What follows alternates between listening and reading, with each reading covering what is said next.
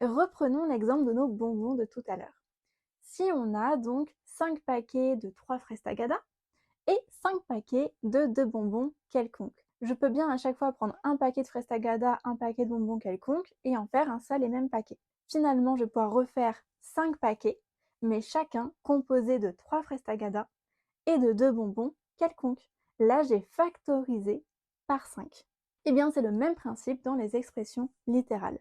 Donc par exemple, si on a 5 facteurs de x-1 plus 5 facteurs de 2x-3, je peux mettre le 5 en facteur commun et dans mon gros paquet, je retrouve x-1 et 2x-3. Attention, pour ma part, je préconise de toujours garder les parenthèses parce que si vous avez une soustraction entre vos deux termes, à ce moment-là, il va falloir distribuer le moins. Et donc, vous pouvez avoir des erreurs de signes si vous oubliez les parenthèses.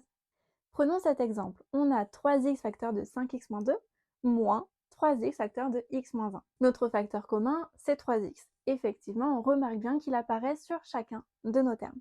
Je le mets en commun. Dans ma grosse parenthèse, je dis alors que j'ai 5x-2 moins x-1. Et là, si vous ne mettez pas les parenthèses, vous allez simplement écrire moins x moins 1. Alors que si on les met, et il faut bien les mettre, c'est ça la bonne réponse, il faut mettre les parenthèses, on s'aperçoit bien qu'on va distribuer le moins. Donc on va avoir moins fois x, en fait, donc moins x, et moins fois moins 1, donc plus 1. Et donc on se retrouve avec 5x moins 2, moins x plus 1.